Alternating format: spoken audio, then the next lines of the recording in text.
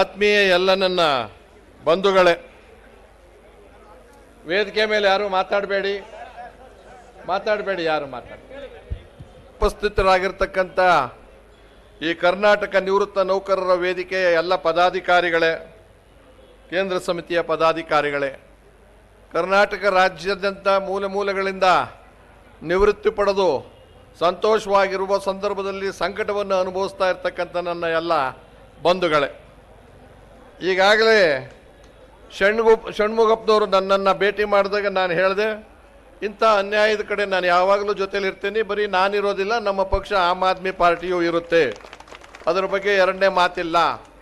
ಮತ್ತು ಕಲಾಕಾರನಾಗಿಯೂ ಕೂಡ ಸಾಮಾಜಿಕ ಚಿಂತನೆಯಲ್ಲಿ ನಾನು ತೊಡಗಿಸ್ಕೊಂಡಿರೋದ್ರಿಂದ ಇದರಲ್ಲಿ ಅಗತ್ಯವಾಗಿ ನಮ್ಮ ಹೋರಾಟದ ಬೆಂಬಲ ಕೊಡಬೇಕಾದ್ದು ಖಂಡಿತ ಅಂತ ಅನ್ನಿಸ್ತು. ಎಲ್ಲ ತಿಳ್ಕೊಂಡೆ ನಾನು. 2 ವರ್ಷಗಳ ನಿಮ್ಮ ನಿರಂತರವಾದ ಹೋರಾಟ, 4-5 ಬಾರಿ ಮನವಿಗಳನ್ನು ಕೊಟ್ಟಿದ್ದೀರಾ, ನ್ಯಾಯಯುತವಾದ ಬೇಡಿಕೆಯನ್ನು ಹಕ್ಕೊತ್ತಾಯವನ್ನು ಮಂಡನೆ ಮಾಡಿದ್ದೀರಾ. ಆಮೇಲೆ ಅನಿವಾರ್ಯವಾಗಿ ಇದು ಕೊಡಲೇಬೇಕಾದಂಥ ಪರಿಸ್ಥಿತಿ, ಕೇವಲ ಯಾವುದೋ ಏನೇನೋ ಬೇರೆ ಇನ್ಫ್ಲೂಯೆನ್ಸಿಂದ ತಗೊಳ್ತಕ್ಕಂಥ ಹಣ ಅಲ್ಲ, ನಮ್ಮ ಹಕ್ಕು, ನಮ್ಮ ಶ್ರಮ, ನಮ್ಮ ಬೆವರು, ಆ ಬೆವರಿನ ಹಣವನ್ನು, ಬೆವರಿನ ಅನುಕೂಲಗಳನ್ನು ಕೊಡೋದಕ್ಕೂ ನೀವು ಸತಾಯಿಸ್ತೀರಾ ಅಂದರೆ ಒಂದು ಮಾತನ್ನು ನಾನು ಹೇಳಬೇಕಾಯ್ತು. ಈ ಮುಖ್ಯಮಂತ್ರಿಗಳ ಬಗ್ಗೆ ಕಾಳಜಿ ಇತ್ತು ನನಗೂ ಕೂಡ. ದೇವರಾಜ ಅರಸೂರವರ ನಂತರ ಅಪರೂಪದ ಒಬ್ಬ ಮುಖ್ಯಮಂತ್ರಿ, ಸಾಮಾಜಿಕ ನ್ಯಾಯ, ಸರ್ವರಿಗೂ ಸಮಪಾಲು ಕೊಡ್ತಕ್ಕಂಥ ದಿಟ್ಟ ನಿಲುವನ್ನು ತಗೊಳ್ಳಕ್ಕೆ ಸಾಧ್ಯ ಇದ್ದರೆ ಈ ವ್ಯಕ್ತಿ ಕೈಲಿ ಆಗುತ್ತೆ ಅಂತ ತಿಳ್ಕೊಂಡಿದ್ದೆ. ಆದರೆ ಇತ್ತೀಚಿನ ದಿನಗಳಲ್ಲಿ 2ನೇ ಸರಿ ಮುಖ್ಯಮಂತ್ರಿ ಆದ ಮೇಲೆ ಅನುಮಾನಗಳು ಬರೋದಕ್ಕೆ ಶುರುವಾಗಿದೆ. ಒಂದು ಮಾತನ್ನು ಅವ್ರನ್ನು ಕೇಳ್ತಾ ಇದ್ದೀನಿ, ಈಗ ಅವ್ರಿಗೆ 77-78ನೇ ವಯಸ್ಸಿನಲ್ಲಿದ್ದೀರಾ ಮಾನ್ಯ ಮುಖ್ಯಮಂತ್ರಿಗಳೇ, ನಾನು 73ನೇ ವಯಸ್ಸಿನಲ್ಲಿದ್ದೀನಿ, ಇಲ್ಲಿರೋರೆಲ್ಲ ಇನ್ನೂ 65 ಒಳಗಡೆ ಇರ್ತಕ್ಕಂಥವ್ರು. ನೀವೇ ಇಷ್ಟೊಂದು ನಿವೃತ್ತಿ ಆಗದೆ ದುಡ್ಡು ತಗೊಳ್ಳೋಕ್ಕೋಸ್ಕರ, ಸರ್ಕಾರ ಅನುಕೂಲಕ್ಕೋಸ್ಕರ ಅಧಿಕಾರ ಹಂಚ್ಕೊತಾ ಇದ್ರೆ ಕೊಡಬೇಕಾದ ಜನಕ್ಕೆ ಕೊಡೋದಕ್ಕೆ ಏನು ತೊಂದರೆ ಆಗಿದೆ ನಿಮಗೆ? 77ನೇ ವಯಸ್ಸಿನಲ್ಲಿ ಇನ್ನೂ ಮುಖ್ಯಮಂತ್ರಿ ಪಟ್ಟ ಉಳಿಸ್ಕೋಬೇಕು ಅಂತ ಆಸೆ, 65ನವರಿಗೆ ಕೊಡಕ್ಕೆ ನಿಮ್ಗೆ ಇಷ್ಟ ಇಲ್ಲ, ಅವ್ರಿಗೆ ಬಿಡಕ್ಕೆ ಅವ್ರಿಗೆ ಇಷ್ಟ ಇಲ್ಲ. ಆ ಗಲಾಟೆ ಒಳಗೆ ನೀವಿದ್ದೀರೇ ಹೊರತು ಸಾರ್ವಜನಿಕರ ಹಿತವನ್ನು ಕಾಪಾಡೋದು ಯಾವಾಗ ನೀವು? ಒಂದು ಹೇಳ್ತೀನಿ, ಇದಕ್ಕೆ ಎಷ್ಟು ಸಾವಿರ ಖರ್ಚಿದೆ ಮಾನ್ಯ ಮುಖ್ಯಮಂತ್ರಿಗಳು ಗಮನ ಕೊಡಬೇಕಾಗಿದ್ದು. ಒಂದು ಶ್ರಮಜೀವಿಗಳು ನಿಯತ್ತಾಗಿ ಅವರಿಗೆ ಬರಬೇಕಾದ್ದು, ನೀವು ಸರ್ಕಾರದಲ್ಲಿ ಇದ್ಕೊಂಡು ಮೋಸ ಮಾಡಿರ್ತಕ್ಕಂಥದ್ದು, ಅನ್ಯಾಯ ಮಾಡಿರ್ತಕ್ಕಂಥದ್ದು, ಅಧಿಕಾರಿಗಳ ತಪ್ಪು ಲೆಕ್ಕ ಮತ್ತು ನಿಮ್ಮ ಬೇಜವಾಬ್ದಾರಿತನ, ನಿರುತ್ಸಾಹ, ಇದನ್ನೆಲ್ಲ ನೋಡಿದಾಗ ನನಗೆ ದುಃಖ ಆಗುತ್ತೆ. ಎಲ್ಲೋ ಒಂದು ಕಡೆ ನೀವು ಈಗ ಇತ್ತೀಚಿನ ದಿನಗಳಲ್ಲಿ ಇನ್ನೊಬ್ಬರಿಗೆ ಮುಖ್ಯಮಂತ್ರಿ ಪಟ್ಟ ಬಿಟ್ಕೊಡೋದ್ರಲ್ಲಿ ಕಿತ್ತಾಡ್ತಿರೋದ್ರಿಂದ ಈ ವೇದಿಕೆಯೇ ಕಾರಣ ಆಗುತ್ತೋ ಏನೋ ನೀವು ಮಾಜಿ ಆಗೋದಕ್ಕೆ, ಅದನ್ನು ಎಚ್ಚರಿಕೆಯನ್ನು ವಹಿಸಿ ನಾನು ಮಾತನ್ನು ಹೇಳ್ತೇನೆ. ನಿಮ್ಮ ಅಸ್ತಿತ್ವ ಉಳಿಸ್ಕೊಳ್ಳೋಕ್ಕಲ್ಲ ನೀವು ಅಧಿಕಾರದಲ್ಲಿರೋದು. ನೀವು, ನಿಮ್ಮ ಮಂತ್ರಿಮಂಡಲ, ಪಕ್ಷ ಕೇವಲ ನಿಮ್ಮ ಪಕ್ಷದ ಕಾರ್ಯಕರ್ತರಿಗೆ ಮಂಡಳಿಗಳಲ್ಲಿ ಚೇರ್ಮನ್ ಮಾಡಿ 106 ಕೋಟಿ ಖರ್ಚು ಮಾಡೋದಕ್ಕೆಲ್ಲ ಇರೋದು. ನೀವು ಜನಗಣತಿ ಮಾಡ್ತೀನಿ ಅಂತ ಅಂದ್ಬಿಟ್ಟು 170 ಕೋಟಿ ಖರ್ಚು ಮಾಡಿದ್ರ 2015ರಲ್ಲಿ, ಅದು ಅನುಷ್ಠಾನ ನೀವೇ ತರಬೇಕಾಗಿತ್ತು, ಈಗಾಗಿಲ್ಲ, ಅದನ್ನು ಮುಚ್ಚಾಕಿ ಇನ್ನೊಂದು 100 ಕೋಟಿ ಖರ್ಚು ಮಾಡ್ತೀರಾ. ಇದಕ್ಕೆಲ್ಲ ದುಡ್ಡಿದೆ ನಿಮಗೆ.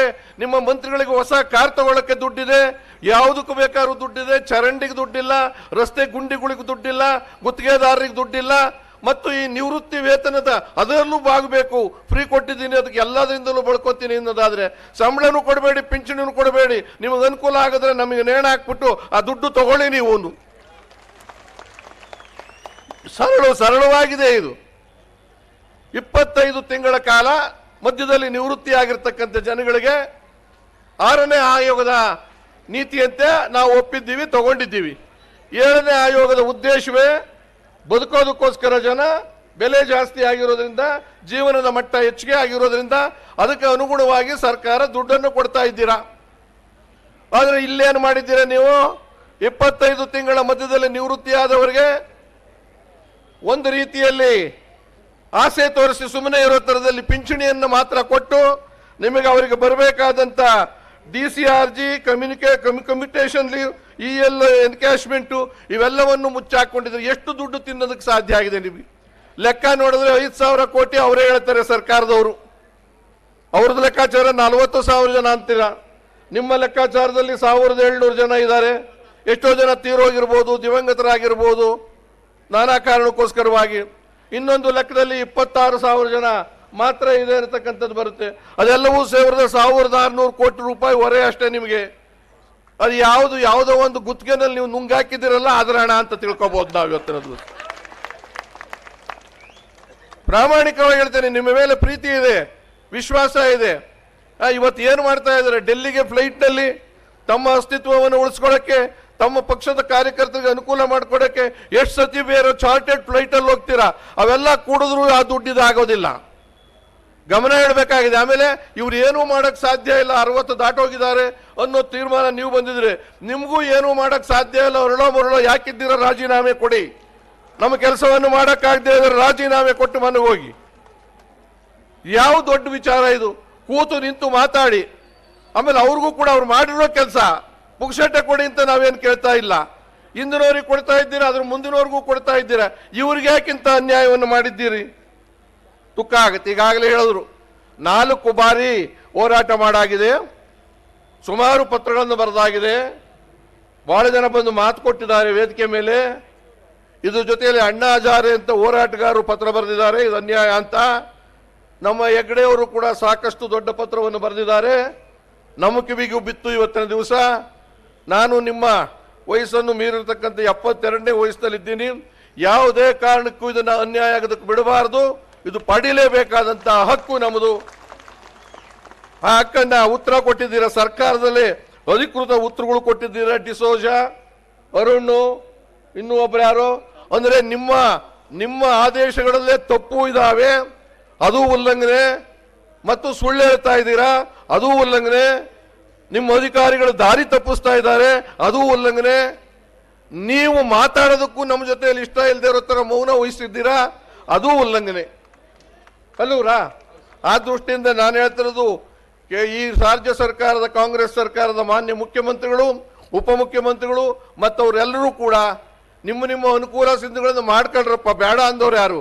ಆದ್ರೆ ನಮ್ಮ ಹೊಟ್ಟೆ ಮೇಲೆ ಬಟ್ಟೆ ಹಾಕಿ ತಣ್ಣೀರು ಹಾಕಿ ಯಾಕೆ ಮಾಡ್ಕೋತಾ ಇದ್ದೀರಾ? ಅಷ್ಟು ತೊಂದರೆ ಇದೆಯಾ ನಿಮಗೆ?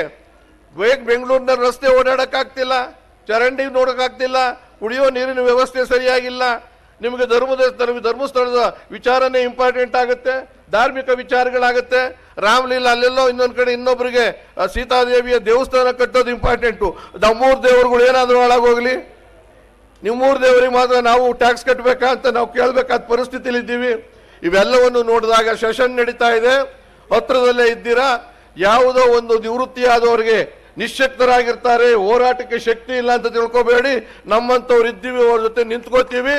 ನಮ್ಮಂಥವ್ರು ನಾನು ಒಬ್ಬರೇ ಅಲ್ಲ, ಈ ಥರದ ರಾಜಕಾರಣಿಗಳು ಯಾರೇ ಇರಲಿ, ಮನಸ್ಥಿತಿಯಲ್ಲಿ ಇರಲಿ, ಯಾರೇ ಹೋರಾಟಗಾರರಲ್ಲಿ, ಈ ಅಧಿಕಾರಿಗಳು ಏನಾಗಿದೆ, ಇದರಲ್ಲಿ ನೊಂದಿರೋರು ಯಾರು IAS-ನವರಲ್ಲ, IPS-ನವರಲ್ಲ, ದೊಡ್ಡ ಜಾಗದಲ್ಲಿರೋರಲ್ಲ.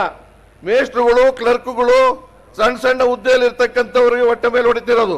ಇವರು ಐಷಾರಾಮಿ ಜೀವನವನ್ನು ಮಾಡ್ತಕ್ಕಂಥವ್ರಿಗೆ ಇದನ್ನು ದಯಮಾಡಿ ಈ ಕೂಲಂಕುಷವಾಗಿ ಪರೀಕ್ಷೆ ಮಾಡಿ. ಆರ್ಥಿಕ ನಷ್ಟಕ್ಕೊಳಗಾದ ಎಲ್ಲ ನಿವೃತ್ತಿ ನೌಕರರ ಈ ಹೋರಾಟಕ್ಕೆ ಏನಾದರೂ ಸರ್ಕಾರ ನಿಮ್ಮ ಪ್ರತಿನಿಧಿಯೋ ಯಾರನ್ನಾದ್ರೂ ಕಳಿಸಿ ನೀರ್ಪಡಿ. ಈ ಅವಧಿಯನ್ನ ಕಾಲ್ಪನಿಕ ಅವಧಿ ಅಂತ ನಿಮಗೆ ತೀರ್ಮಾನ ಮಾಡಿದ್ದೀವಿ. ಕಾಲ್ಪನಿಕ ಅಂತಾರೆ ಬಂತು ದುಡ್ಡು ಅಂತ ಅಂದ್ಕೊಂಡ್ಬಿಡಿ, ಬರಲ್ಲ ದುಡ್ಡು. ಇದಂಗಿದೆ ಕನಸು ಕಾಣಿ ಅಂತ. ನಾನು ನಿಮ್ಗೆ ಹೇಳ್ತಾ ಇದ್ದೀನಿ, ಮುಖ್ಯಮಂತ್ರಿ ಪಟ್ಟ ಬಿಟ್ಬಿಟ್ಟು ಮಲಿಕಳಿ, ಕನಸು ಕಾಣ್ಕಳಿ, 10 ವರ್ಷ ನಾನೇ ಮುಖ್ಯಮಂತ್ರಿ ಅಂತ. ಅವ ನಿಮಗೂ ಕಾಲ್ಪನಿಕ ಮುಖ್ಯಮಂತ್ರಿ ಅಂತ ಕರಿಬೋದಲ್ವ? ನಾವು ಕಾಲ್ಪನಿಕ ಮಂತ್ರಿಗಳು ಅಂತ ಕರಿಬೋದಲ್ವಾ? ಇದು ಹೆಂಗಿದೆ ನೋಡ್ರಿ. ನೀವೆಲ್ಲರೂ ದೊಡ್ಡ ಮನುಷ್ಯರಪ್ಪ, ನಾವು ನಿಮ್ಮ ಚೀಫ್ ಮಿನಿಸ್ಟರ್ ಎಲ್ಲ ಪೋಸ್ಟ್ ಕೊಟ್ಟಿದ್ದೀವಿ. ಕಾಲ್ಪನಿಕ ಕನಸಿನಲ್ಲಿ ಇದ್ಕೊಂಡು ಮಾಡ್ಬೇಕಾಗಿದೆ. ಕನಸಿನಲ್ಲೇ ನೀವೆಲ್ಲ ಆಗ್ಬೇಕಾಗಿದ್ರೆ ನೀವ್ಯಾಕೆ ಕೂತಿದ್ದೀರಾ ಈ ಜಾಗದಲ್ಲಿ? ಅದರಿಂದ ಕನಸನ್ನ ಅನುಭವಿಸೋಕ್ಕೆಲ್ಲ ನಾವು ಬಂದಿರೋದು, ನಮ್ಮ ದುಡಿಮೆಯ ಶ್ರಮವನ್ನು ಅನುಭವಿಸೋದಕ್ಕೆ, ಅದನ್ನ ಪಡ್ಕೊಳ್ಳೋಕೆ ಬಂದಿರೋದು. ಆ ಕಾಲ್ಪನಿಕ ಅನ್ನೋ ಪದವೇ ನಿಮ್ಮಿಂದ ದೂರ ಆಗಬೇಕಾಗಿದೆ. ಆ ದೃಷ್ಟಿಯಿಂದ ಬಹಳ ಎಷ್ಟುದ್ದ ಭಾಷಣ ಮಾಡಿದ್ರು ಏನು ಪ್ರಯೋಜನ ಇಲ್ಲ. ನೀವು ಹೇಳಿದಾಗೆ ನಮ್ಮ ಗೋವಿಂದಪ್ಪನವರು ಮಾತನಾಡಿದಾಗೆ ಇನ್ನೂ ಮಾತಾಡೋರಿದ್ದಾರೆ. ನನಗೆ ಅಷ್ಟಾಗಿ ಆರೋಗ್ಯನೂ ಸರಿ ಇಲ್ಲ, ಅರ್ಜೆಂಟ್ ಆಸ್ಪತ್ರೆಯಿಂದ ಬಂದಿದ್ದೀನಿ, ಮತ್ತೆ ಹೋಗಬೇಕಾಗಿದೆ. ಖಂಡಿತವಾಗ್ಲೂ ನಿಮ್ಮ ಯಾವುದೇ ಹೋರಾಟಕ್ಕೆ ಅಂತಿಮ ಘಟ್ಟಕ್ಕೆ ಬಂದಿದೆ ನಿಮ್ಮ ಹೋರಾಟ, ಇಷ್ಟಕ್ಕೆ ನಿಲ್ಲರ ಆಗೋದಿಲ್ಲ. ಇದಕ್ಕೆ ಮಾಡ್ತಾರೆ ಅಂತಲೂ ಗ್ಯಾರಂಟಿ ಇಲ್ಲ. ನೀವು ಹೇಳಿದ್ರೆ ದಂಗೆ ಹೇಳಬೇಕು, ಆ ದಂಗೆ ಹೇಳೋ ಶಕ್ತಿಯನ್ನು ಪ್ರದರ್ಶನ ಮಾಡಬೇಕಾಗತ್ತೆ. ಯಾವ ರೀತಿ ಆಟ ಆಡಬೇಕು ಅದೆಲ್ಲವನ್ನು ಮಾಡೋಣ. ಅಂತಿಮವಾಗಿ ಹೆಗ್ಡೆಯವ್ರನ್ನ ಹಿಡ್ಕೊಂಡು ಕಾನೂನಿನಲ್ಲೂ ಕೂಡ ನಮಗೆ ಜಯ ಸಿಗುತ್ತೆ ಇದರಲ್ಲಿ ನೀವು ಮಾಡಿರೋ ಅನ್ಯಾಯದಲ್ಲಿ. ನಿಜ, ನೀವೊಂದು ವಾದ ಇಡಬಹುದು.